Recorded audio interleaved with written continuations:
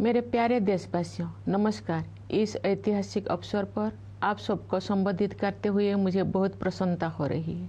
गणतंत्र दिवस की पूर्व संध्या पर मैं आप सबको हार्दिक बधाई देती हूँ। आज से 75 वर्ष पहले 26 जनवरी के दिन ही भारत गणराज्य का आधार ग्रंथ यानी भारत का संविधान लागू हुआ था।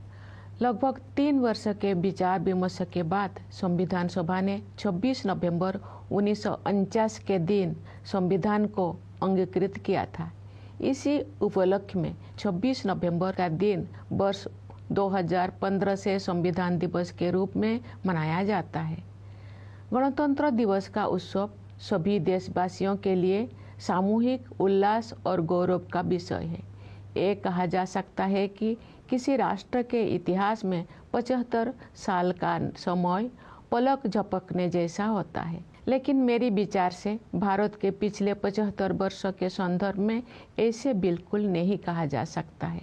ये अकालखंड है जिसमें लंबे समय से सोई हुई भारत की आत्मा फिर से जागी है और हमारा देश विश्व समुदाय में अपना समुचित स्थान प्राप्त करने के लिए अग्रसर हुआ है। विश्व के प्राचीनतम सभ्यताओं में शामिल भारत को ज्ञान और विवेक का उद्गम माना जाता था, लेकिन भारत को एक अंधकारमय दौर से गुजरना पड़ा। औपनिवेशिक शासन में अमानवीय शोषण के कारण देश में घोर गरीबी व्याप्त हो गई। आज के दिन सबसे पहले हम उन शूरवीरों को याद करते हैं जिन्होंने मातृभूमि को विदेशी शासन की बेड़ियों से मुक्त करने के लिए बड़ी से बड़ी कुर्बानी दी। उनमें से कुछ स्वाधीनता सेनानियों के बारे में लोग जानते हैं, लेकिन बहुतों के बारे में उन्हें जानकारी नहीं थी। इस वर्ष हम भगवान बिरसा मुंडा की 150वीं जयंती मना रहे हैं।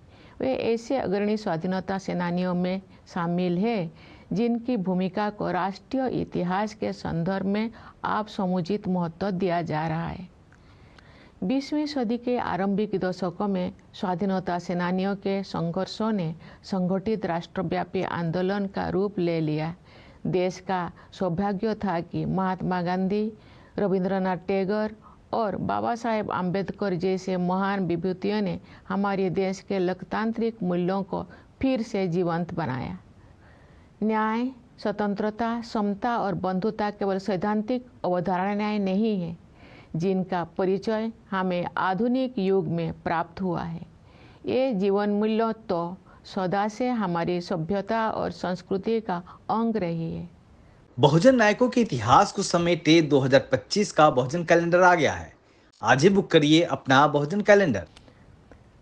नव स्वाधीन भारत के संविधान और गणराज्य के भविष्य को लेकर जो आलोचक संदेह व्यक्त करते थे, उन लोगों को इन्हीं जीवन मूल्यों के बल पर पूरी तरह से गलत सिद्ध किया जा सका। भारत के गणतांत्रिक मूल्यों का प्रतिबिंब हमारी संविधान सभा की संरचना में भी दिखाई देता है। उस सभा में देश के सभी हिस्सों और सभी समुदायों का प्रतिनिधित्व था। सबसे अधिक उल्लेखनीय बात ये है कि संविधान सभा में सरोजिनी नायडू, राजकुमारी अमृतकर, सुचेता कृपलानी, शंसाबेन मेहता और मालती चौधरी जैसे 15 असाधारण महिलाएं भी शामिल थी। दुनिया के कई हिस्सों में जो महिलाओं की समानता को एक सुदूर आदर्श समझा जाता था, तो भारत में महिलाएं राष्ट्र की नियति को आकार देने में सक्रिय योगदान दे रही थी।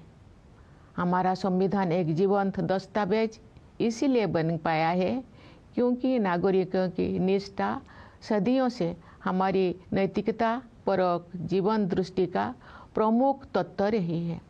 हमारा संविधान भारतवासियों के रूप में हमारी सामूहिक अस्मिता का मूल आधार है, जो हमें एक परिवार की तरह एकता के सूत्र में पिरोता है।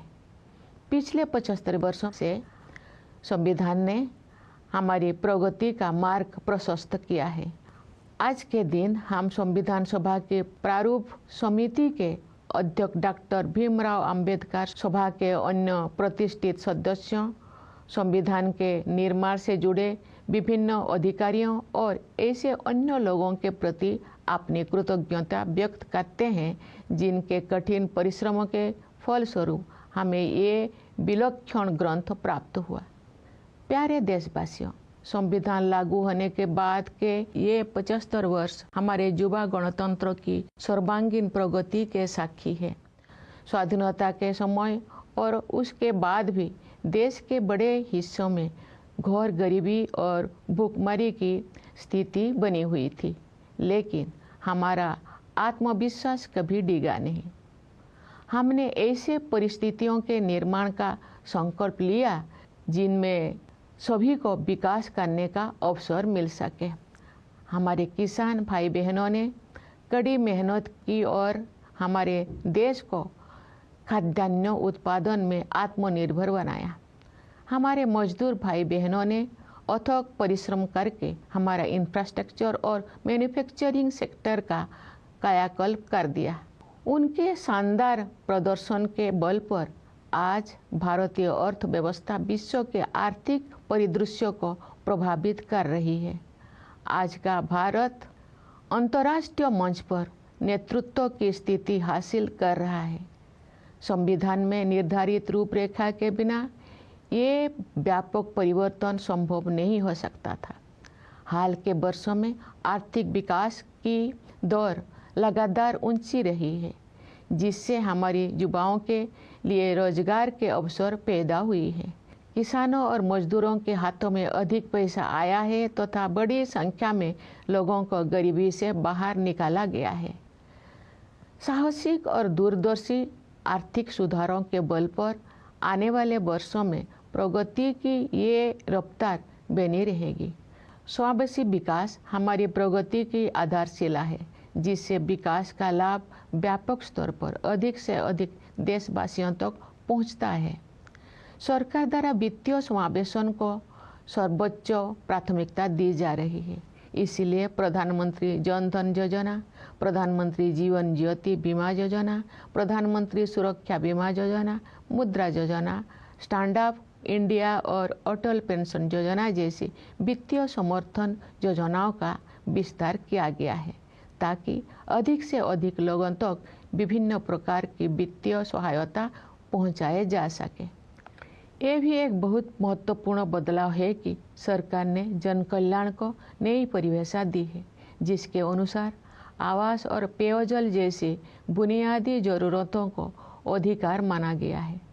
वंचित वर्गों के लिए, विशेष रूप से अनुसूचित जातियों, अनुसूचित जनजातियों तथा अन्य पिछड़े वर्गों की सहायता के लिए सभी प्रयास किए जा रहे हैं। अनुसूचित जातियों के युवाओं के लिए प्री मैट्रिक और पोस्ट मैट्रिक छात्रवृत्तियाँ, राष्ट्रीय फेलोशिप, विदेशी छात्रवृत्तियाँ, छात्रावास और कोचिंग सुविधाएं दी जा रही है। प्रधानमंत्री अनुसूचित जाति अभ्युदय योजना द्वारा रोजगार और आमदनी के अवसर उत्पन्न करके अनुसूचित जातियों के लोगों की गरीबी को तेजी से कम किया जा रहा है। अनुसूचित जनजाति समुदायों के सामाजिक एवं आर्थिक विकास के लिए विशेष योजनाएं बनाई गई है, जिनमें धरती आबा जनजातीय ग्राम उत्कर्ष अभियान और प्रधानमंत्री जनजातीय आदिवासी न्याय महाअभियान PM जनमन शामिल है। विमुक्त, घुमंतु और अर्ध घुमंतु समुदाय के लिए विकास एवं कल्याण बोर्ड का गठन किया गया है। पिछले एक दशक में सड़कों और रेल मार्ग, बंदरगाह और लॉजिस्टिक हब्स सहित फिजिकल इंफ्रास्ट्रक्चर के विकास पर बल दिया गया है। इससे एक ऐसा मजबूत आधार विकसित हो गया है जो आने वाले दशकों में विकास को संबल प्रदान करेगा। सरकार ने वित्त के क्षेत्र में जिस तरह से प्रौद्योगिकी का उपयोग किया है वो एक मिसाल है। डिजिटल भुगतान को विभिन्न विकल्पों के साथ साथ प्रत्यक्ष लाभ हस्तांतरण की प्रणाली ने समावेशन को बढ़ावा दिया है, जिससे बड़ी संख्या में लोगों को फॉर्मल सिस्टम में शामिल किया जा सका है। इसके कारण सिस्टम में अभूतपूर्व पारदर्शिता भी आई है। इस प्रक्रिया में कुछ वर्षों के दौरान ही हमने एक ऐसा मजबूत डिजिटल पब्लिक इंफ्रास्ट्रक्चर विकसित कर लिया है जो विश्व की श्रेष्ठतम संरचनाओं में से एक है।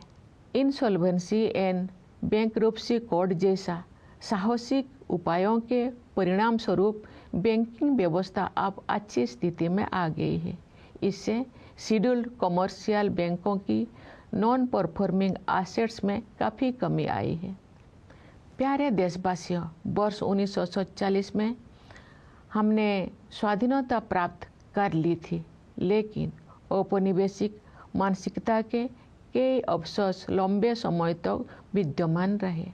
हाल के दौर में उस मानसिकता को बदलने के ठोस प्रयास हमें दिखाई दे रही है। ऐसे प्रयासों में Indian penal code, criminal procedure code और इंडियन एविडेंस एक्ट के स्थान पर भारतीय न्याय संहिता, भारतीय नागरिक सुरक्षा संहिता और भारतीय साक्ष्य अधिनियम को लागू करने का निर्णय सर्वाधिक उल्लेखनीय है। न्यायशास्त्र की भारतीय परंपराओं पर आधारित इन नई अधिनियमों द्वारा दंड के स्थान पर न्याय प्रदान करने की भावना को आपराधिक न्याय प्रणाली के केंद्र में रखा गया है। इसके अलावा इन नए कानूनों में महिलाओं और बच्चों के विरुद्ध अपराधों पर काबू पाने को सर्वोच्च प्राथमिकता दी गई है। इतने बड़े पैमाने पर सुधार के लिए साहसपूर्ण दूरदर्शिता की आवश्यकता होती है। देश में चुनाव को एक साथ संपन्न कराने के लिए संसद में पेश किया गया विधेयक एक और ऐसा प्रयास है जिसके द्वारा सुशासन को नई आयाम दिया जा सकते हैं। एक राष्ट्र एक चुनाव की व्यवस्था से शासन में निरंतरता को बढ़ावा मिल सकता है। नीति निर्धारण से जुड़े निष्क्रियता समाप्त की जा सकती है। संसाधनों की अन्यत्र खर्च हो जाने की संभावना कम हो सकती है तथा वित्तीय बोझ को कम किया जा सकता है। इनके अलावा जन हित में अनेक अन्य लाभ भी हो सकते हैं। हमारे सांस्कृतिक विरासत के साथ हमारे जुड़ाव और अधिक गहरा हुआ है। इस समय आयोजित हो रहे प्रयागराज महाकुंभ को उस समृद्ध विरासत की प्रभावी अभिव्यक्ति के रूप में देखा जा सकता है। हमारी परंपराओं और रीति रिवाजों को संरक्षित करने तथा उनमें नई ऊर्जा का संचार करने के लिए संस्कृति के क्षेत्र में अनेक उत्साहजनक प्रयास किए जा रहे हैं। भारत भूमि महान भाषाई विविधता से समृद्ध है।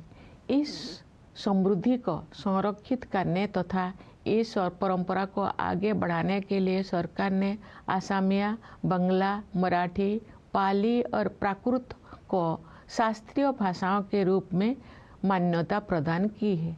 तमिल, संस्कृत, तेलुगु, कन्नड़, मलयालम और ओडिया भाषाएं पहले से ही इन श्रेणी में शामिल हैं। सरकार अब इन 11 शास्त्रीय भाषाओं में शोध कार्यों को सक्रिय रूप से बढ़ावा दे रही है। मुझे प्रसन्नता है कि गुजरात के वडनगर में भारत के प्रथम आर्कोलॉजिकल एक्सपीरियंशियल म्यूजियम का कार्य पूरा होने वाला है। ये म्यूजियम एक आर्कोलॉजिकल साइट से जुड़ा हुआ है।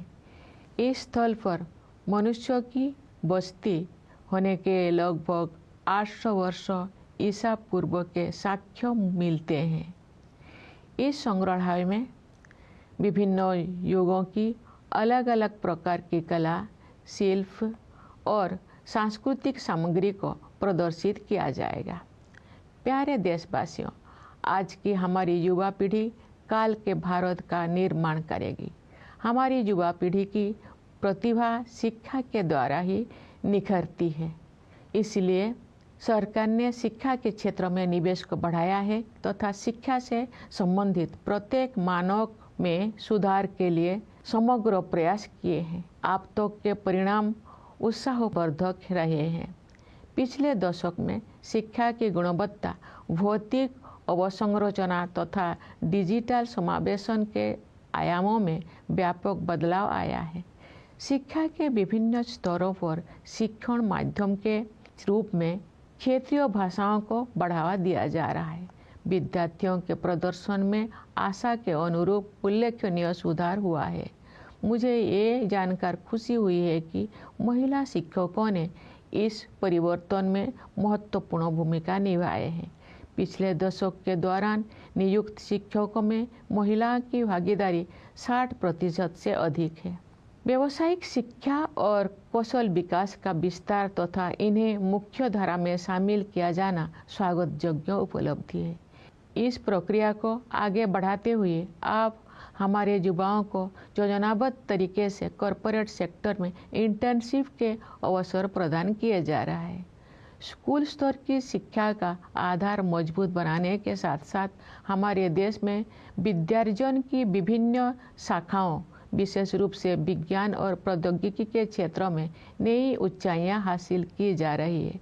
इंटेलेक्चुअल प्रॉपर्टी फाइलिंग की दृष्टि से भारत का विश्व में छोटा स्थान है। ग्लोबल इनोवेशन इंडेक्स में भारत की रैंकिंग लगातार बेहतर हुई है। वर्ष 2020 में भारत 48वें स्थान पर था। स्थिति में सुधार करते हुए वर्ष 2024 में भारत 39वें स्थान पर आ गया है। बढ़ते आत्मविश्वास के साथ हम अनेक प्रयासों के बल पर अत्याधुनिक अनुसंधान में अपने भागीदारी बढ़ा रहे हैं। नेशनल क्वांटम मिशन का उद्देश्य प्रौद्योगिकी के इस नए क्षेत्र में एक जीवंत और नवीन इकोसिस्टम को विकसित करना है। एक अन्य उल्लेखनीय शुरुआत national mission on interdisciplinary cyber physical system से संबंध है। इसके तहत artificial intelligence, machine learning, robotics और साइबर सिक्योरिटी जैसे अनेक उन्नत प्रौद्योगिकियों पर कार्य करने की योजना है।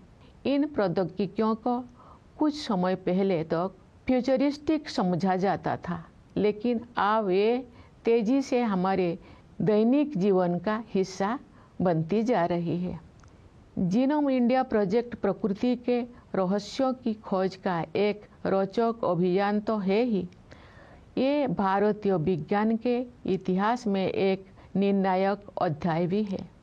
इसके प्रमुख कार्यक्रम के तहत इसी महीने 10,000 भारतीयों की जीनोम सीक्वेंसिंग को अनुसंधान के लिए उपलब्ध कराया गया है। ज्ञान के नए आयामों को खोलने वाले ये परियोजना बायोटेक्नोलॉजी रिसर्च में नई मार्ग प्रशस्त करेगी तथा सार्वजनिक स्वास्थ्य सेवा प्रणाली को भी मजबूत बनाएगी।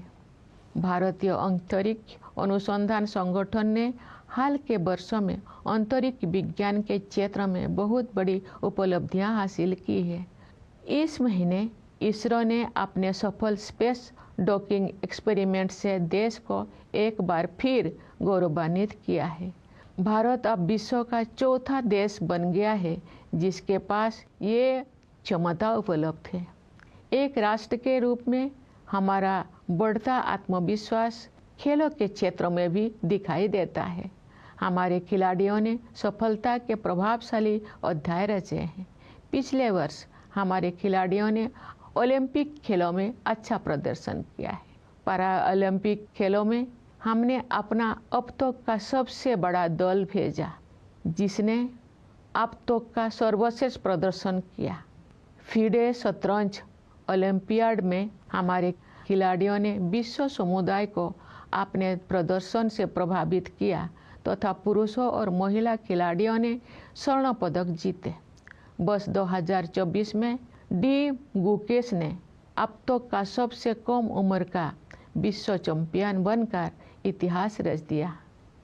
देश भर में जमीनी स्तर पर प्रशिक्षण सुविधाओं में बहुत सुधार हुआ है और इसके बल पर हमारे खिलाड़ियों ने विजयी होकर हमें गौरवान्वित किया है। साथ ही उन्होंने अगले पीढ़ी को और भी ऊंचे लक्ष्य प्राप्त करने के लिए प्रेरित किया है। विदेशों में रहने वाले हमारे भाई बहनों ने हमारी संस्कृति और सभ्यता के सबसे उज्जवल पक्षों को विश्व के विभिन्न हिस्सों में पहुंचाया है और अनेक क्षेत्रों में अपनी उपलब्धियों से हमें गौरवान्वित किया है। उन्होंने हमेशा स्वयं को भारत की गौरव गाथा से जोड़े रखा है। जैसा कि मैंने इसी महीने प्रवासी भारतीय दिवस के अवसर पर कहा था, वर्ष 2047 तक विकसित भारत के निर्माण में प्रवासी भारतीयों की सक्रिय और उत्साहपूर्ण भागीदारी पर मुझे पूरा भरोसा है। प्यारे देशवासियों, विभिन्न क्षेत्रों में महत्वपूर्ण और उल्लेखनीय प्रगति के बल पर हम अपना सिर ऊंचा करके भविष्य की ओर कदम बढ़ा रहे हैं। हमारे युवा, विशेषकर हमारी बेटियां, देश के उज्जवल भविष्य का निर्माण करेगी। जब हम अपनी स्वतंत्रता की शताब्दी मना रहे होंगे, तब के भारत का उज्जवल भविष्य हमारे युवाओं के सपनों में आकार ले रहा है। और जब आज के बच्चे वर्ष 2050 की 26 जनवरी के दिन राष्ट्रध्वज को सलामी दे रहे होंगे, तो वे अपनी अगली पीढ़ी को ये बता रहे होंगे कि हमारा देश की गौरव यात्रा हमारी अतुलनीय संविधान से प्राप्त मार्गदर्शन के बिना संभव ना हुई होती। हमारी भावी पीढ़ियां विश्व पटल पर स्वाधीन भारत के आदर्शों को चरितार्थ करेंगी। मैं राष्ट्रपिता महात्मा गांधी के संदेश का उल्लेख करना चाहूँगी। बापू ने कहा था, यदि स्वराज का अभिप्राय हमें सभ्य बनाना और हमारी सभ्यता को शुद्ध और स्थायी बनाना नहीं है, तो इसकी कोई कीमत नहीं है। हमारी सभ्यता का सार ये है कि अपने सभी मामलों में, चाहे वे राजनीतिक हो या निजी, नैतिकता को सर्वोत्तम स्थान दिया जाए। आइए आज के दिन हम गांधी जी के सपनों को साकार करने के लिए अपनी प्रतिबद्धता को दोहराएं। सत्य और अहिंसा के उनके आदर्श विश्व समुदाय के लिए प्रासंगिक बने रहेंगे। उन्होंने हमें ये सीख भी दी थी कि अधिकार और कर्तव्य एक ही सिक्के के दो पहलू हैं। सच तो ये है कि कर्तव्य ही अधिकार का वास्तविक स्रोत है। सभी के प्रति करुणा के बारे में उनकी शिक्षा को भी हम याद करें। वे कहते थे कि हमें केवल मनुष्यों के प्रति ही नहीं, बल्कि अपने आसपास के पशु पक्षियों, पेड़ पौधों, नदियों और पहाड़ों के प्रति भी संवेदना का भाव रखना चाहिए। हम सभी का कर्तव्य है कि जलवायु परिवर्तन के वैश्विक संकट का सामना करने के प्रयासों में अपना योगदान अवश्य दें। इस संदर्भ में 2 अनुकरणीय प्रयास किए गए हैं। विश्व स्तर पर Bharat mission lifestyle for environment नामक एक जन आंदोलन का नेतृत्व कर रहा है। इसका उद्देश्य पर्यावरण के संरक्षण और संवर्धन में व्यक्तियों और समुदायों को अधिक सक्रिय होने के लिए प्रेरित करना है। पिछले वर्ष विश्व पर्यावरण दिवस के अवसर पर हमने अपनी मातृशक्ति के साथ साथ जीवनदायिनी प्रकृति की पोषण शक्ति के प्रति सम्मान व्यक्त करते हुए एक पेड़ माँ के नाम के संदेश के साथ एक अनूठा अभियान शुरू किया था। इस अभियान का 80 करोड़ पौधे लगाने का लक्ष्य समय सीमा से पहले ही पूरा कर लिया गया है। विश्व समुदाय ऐसे अभिनव प्रयासों से सीख ले सकते हैं। लोग ऐसे प्रयासों को स्वयं के आंदोलन के रूप में अपना सकते हैं। प्यारे देशवासियों, मैं एक बार फिर आप सभी को गणतंत्र दिवस की बधाई देती हूँ। देश की सीमाओं की रक्षा करने वाले हमारे सैनिकों के साथ साथ सीमाओं के भीतर देश को सुरक्षित रखने वाले पुलिस और अर्धसैनिक बलों के जवानों को भी मैं बधाई देती हूँ। न्यायपालिका, सिविल सेवाओं तथा विदेशों में हमारी मिशनों के सदस्यों को भी मेरी बधाई। मेरी शुभकामना है कि आप सब अपने प्रयासों में सफलता प्राप्त करें। धन्यवाद। जय हिंद, जय भारत।